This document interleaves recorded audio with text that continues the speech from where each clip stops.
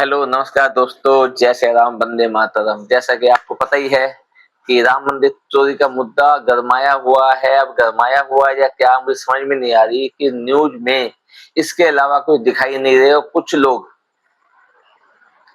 क्या, काफी लोग हैं जो बीजेपी को सपोर्ट करते हैं।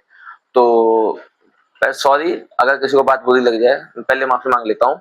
तो जो बीजेपी को सपोर्ट करते हैं उनका एक कथन है कि मंदिर हमारा, सनातनियों का, और चंदा सनातनियों का, चोरी करने वाला सनातनी सब हमारा है। हमारा है तो हमने किया है, तो हमारा अधिकार जैसा कुछ, मतलब वो दिखाना चाहते हैं।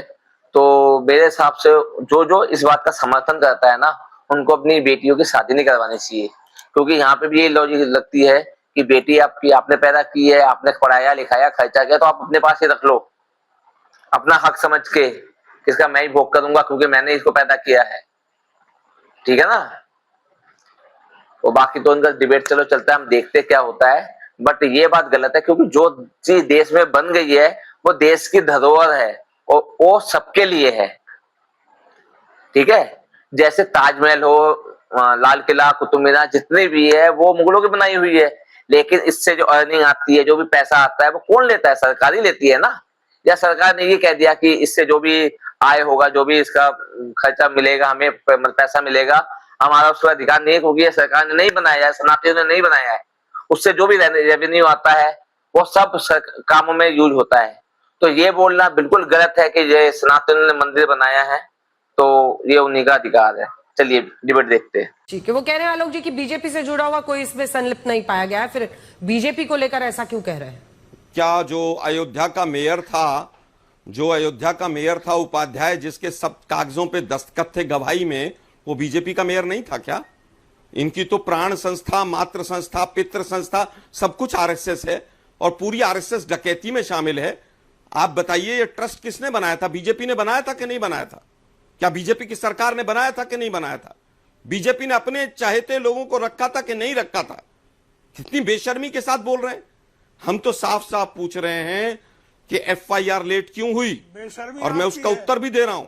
एफआईआर लेट इसलिए हुई कि डकैतों को बचाना था। ब्रजभूषण शरण सिंह जैसे लोग डरे हुए हैं। बाबा बागेश्वर कह रहे पर्ची निकालूंगा मेरा कांड हो जाएगा। लाला रामदेव कौन सी गुफा में छुपे हुए नहीं पता है। एसआईटी बनाई बिना एफआईआर लेट की। जब डकैत पकड़े गए तो डकैतों का पुलिस रिमांड नहीं लिया। पुलिस रिमांड ले लेते तो वो हैंडलर के नाम बता देते। जो बड़े मगरमच्छ नागपुर और दिल्ली बैठे हैं उनके नाम बता देते। वो पुलिस वाले तो 4 घंटे में सब कुछ उगलवा दें। लेकिन तरीका यह है कि बचाया कैसे जाए। गांधी फैमिली को कोस दो, फलाने को कोस दो। अरे 12 साल से आपकी सरकार है, ईडी सीबीआई आपके पास है। राहुल गांधी, सोनिया गांधी, किसी ने गलत किया तो एक्शन क्यों नहीं लिया? केवल आपको 12 साल में प्रिलिमिनरी इंक्वायरी कर पाए और उसमें भी क्लीन चिट मिल गई। दुर्भाग्य यह है कि आप पढ़ते नहीं। क्लीन चिट भी आप ही की सरकार ने दी। क्या राउज एवेन्यू ने क्लीन चिट नहीं दी?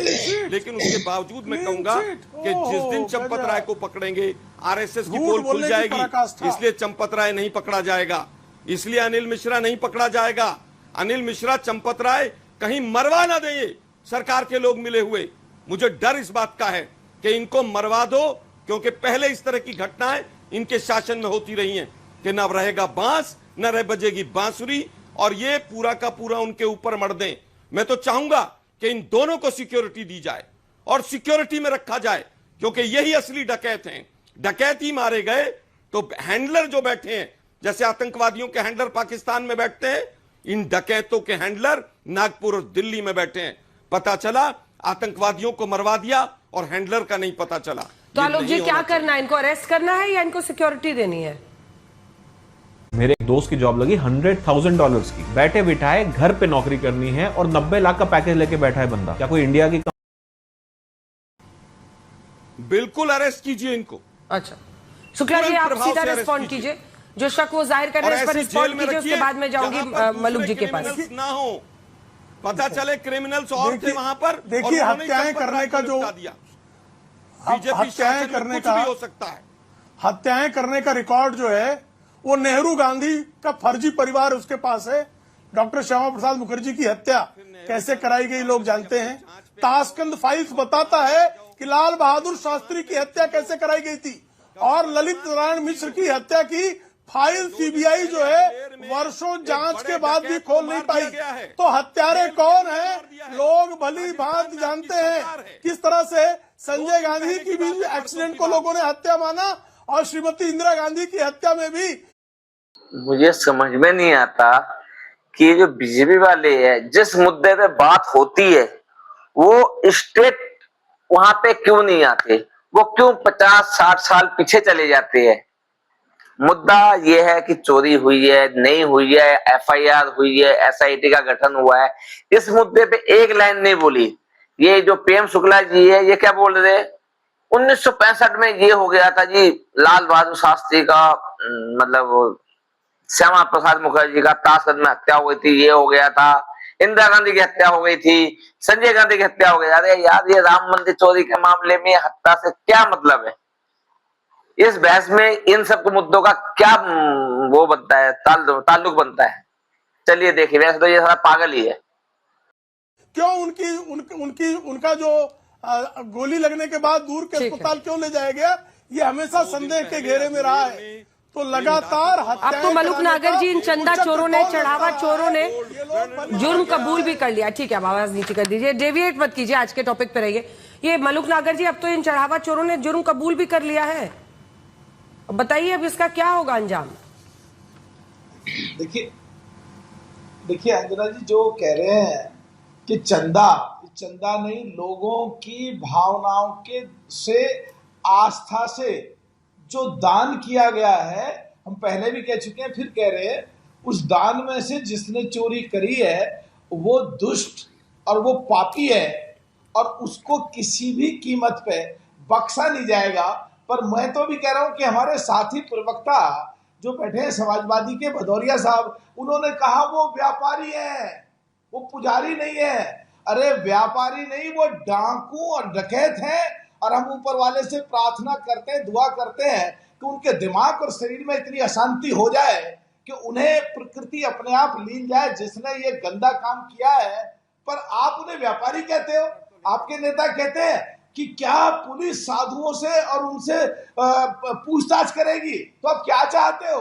और जो कांग्रेस के हमारे साथी बैठे हैं, जिस दिन सनातन धर्म के शुरुआत करी, जो 3 साल के बाद अध्यक्ष बने खड़गे साहब, वो सनातन धर्म के खिलाफ बोले, कुंभ के खिलाफ बोले। डुबकी लगाए से क्या मिल जाएगा। स्टालिन सनातन धर्म के खिलाफ बोलते थे, बिहार और यूपी के लोगों को नाली साफ कराने वाला बोलते थे आपके जो साथी थे। तो आप समय नहीं मिला, नहीं, तो मैं क्या कर रहा हूं कि आप लोग डकैतों को पकड़ने की बात क्यों नहीं करते, क्यों नहीं कहते कि पुलिस को रिमांड लेना चाहिए था उनका। मतलब वो हमारे फूफा लगते हैं कि पुलिस जाकर वहां पर जाकर जेल के अंदर पूछताछ कर रही है उनसे। अंजना जी बीच में बोलना, बीच में मत बोलिए आलोक जी, बीच में मत बोलिए। लेकिन मलुक जी सुनिए ना, मलुक जी वाले लोग, अरे गुरुदेव, हो गया, ये सब पुरानी बात हो गई। सरकार बन गई, 2 बार बन गई, तीसरा चुनाव आने को है। मलुक जी, सत्ता आपको सौंपी, उनको बेदखल कर दिया है 2 बार से। पर ये कहना कि वो खुद ही मर जाएं, उनको लील जाए प्रकृति, ऐसे नहीं होता ना। जस्टिस का मतलब होता है किसी ने चोरी किया है तो उसको उसकी सजा मिलेगी ना। मलुक जी, कानून देगा ना। अंजना जी, कड़ी सजा मिलेगी। कोई कितना ही बड़ा हो, कोई किसी भी संगठन से जुड़ा हो, कोई किसी भी पुजारियों में का हो, कोई कितना ही भी असरदार व्यक्ति हो, सजा मिलेगी। ऐसी सजा मिलेगी जो कोई और। विक्रम सिंह साहब जी, अंजना जी, सवाल है कि भाई क्यों इसके खिलाफ बोल रहे हैं, इसको बदनाम मत कीजिए। जब तक पुलिस अपनी बात में आगे नहीं उनका नाम लाती है, जो बरामदगियां हुई है, ये लिस्ट है और ये सच है कि इन 3 नामों में से कहीं पर बरामदगी नहीं हुई है। अब सुपरविजन के लिए मैं आपसे एकदम पुलिस के नजरिए से और अपना जो नया BNS है उसके नजरिए से समझना चाहती हूं। सुपरविजन के लिए क्या इन लोगों को दोषी माना जा सकता है, क्योंकि इनकी नजरों के सामने ही सब कुछ होता था। कोषाध्यक्ष थे, सारे अध्यक्ष बने हुए थे, बड़े बड़े लोग थे आराम से अंदर। मतलब इनका तो जैसे वो पूरा का पूरा जो भगवान राम का मंदिर था वो इनका साम्राज्य था। तो इन पर कुछ हाथ पड़ेगा आगे, या आपको लगता है कि हो गया बरामदगी, अब तो लिस्ट आ गया है। मैं आपको कानून के दृष्टिकोण से एक उदाहरण से समझाता हूं। एक डकैतों का गिरोह था। जब डकैती डालने जाता था तो मंदिर के सामने बैठे एक साधु को प्रणाम करता है। मतलब ये चोरी हुई है, ये बात तो स्पष्ट रूप से नजर आ रही है कि पहले एसआईटी का गठन किया गया, फिर एफआईआर, जबकि पहला प्रोसीजर है एफआईआर, फर्स्ट इंफॉर्मेशन रजिस्ट्रेशन। ठीक है, सबसे पहले एफआईआर दर्ज किया जाता है, उसके बाद कार्रवाई होती है। ये जो 15 से 20 दिन एफआईआर के लिए लेट किया गया, जिसने जो सेटल करना था वो पीछे सेटल करके बैठ गया होगा। और आपको क्या सेटल करना है? आपको सब्सक्राइब करना है, लाइक करना है, शेयर करना है, कमेंट करना है और शेयर जरूर करना है वीडियो ये। ओके, गुड नाइट, सबा खैर।